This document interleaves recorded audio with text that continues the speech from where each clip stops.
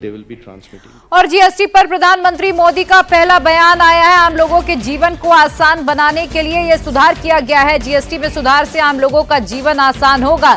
GST पर प्रधानमंत्री मोदी का यह पहला रिएक्शन है। आपको याद होगा कि 15 अगस्त को लाल किले की प्राचीर से प्रधानमंत्री नरेंद्र मोदी ने जीएसटी रिफॉर्म की बात की थी, जिसके बाद आज जीएसटी काउंसिल की 56th ये मीटिंग थी, जिसमें ये बड़े फैसले लिए गए हैं। और अब 4 की जगह 2 ही टैक्स स्लैब रखा गया है, जिसमें 5% और 18% टैक्स स्लैब रखा गया। इसके अलावा 40% टैक्स स्लैब उन चीजों के लिए किया गया है जो चीजें लग्जरी में आती हैं।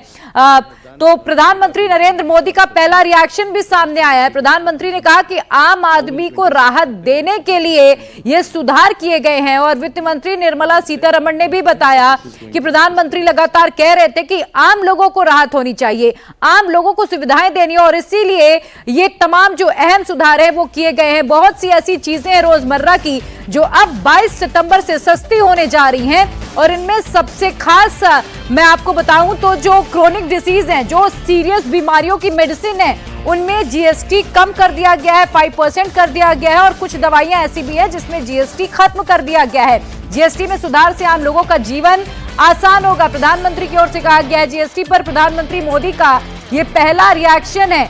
आम लोगों के जीवन को आसान बनाने के लिए सुधार। इसके अलावा आपको मैं बताऊं कि लाइफ इंश्योरेंस पर जो लाइफ सेविंग बीमा आप लेते हैं, उस पे भी अब किसी तरीके की जीएसटी नहीं लगेगी। और उस जीएसटी को शून्य करने का मतलब ये है कि ज्यादा से ज्यादा लोगों के लिए ये अफोर्डेबल हो सके, ज्यादा से ज्यादा लोग ऐसी पॉलिसीज ले सके जो उनके बीमारी के टाइम में काम आए, जो उनके जीवन को बचाने के टाइम में काम आए।